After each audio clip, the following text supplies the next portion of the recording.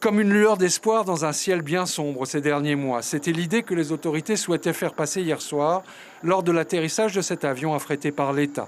Un peu moins de 15 000 doses, de quoi vacciner 7 000 personnes. Premier geste de solidarité nationale, selon les propos du haut-commissaire. Un lot initial destiné aux professionnels en contact avec les malades et aux personnes les plus fragiles. Mais le bout du tunnel est encore lointain.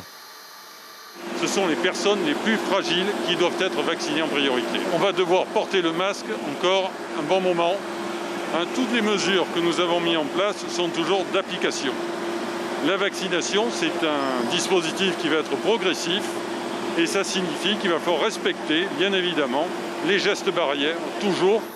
Un peu comme un talisman, les personnalités sont allées toucher ces quelques boîtes de vaccins qui ont été très vite ensuite remises dans les congélateurs.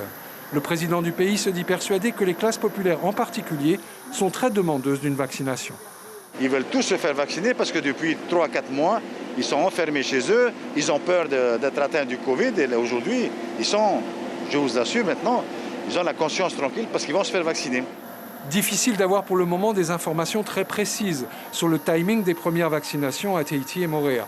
Hier soir, le ministre de la Santé n'a levé qu'une partie du voile. Les équipes de la santé vont se roder en quelque sorte, roder les processus en commençant à vacciner dès le début de la semaine prochaine.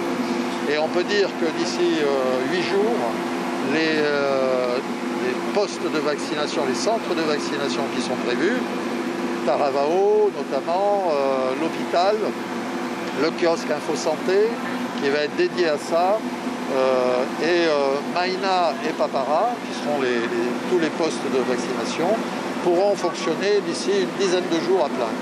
Dominique Sora a évoqué le mois de février pour la prochaine livraison venue de Paris, avec peut-être également des vaccins d'autres laboratoires dont les conditions de transport plus simples permettraient de servir aussi les autres îles du Fénois.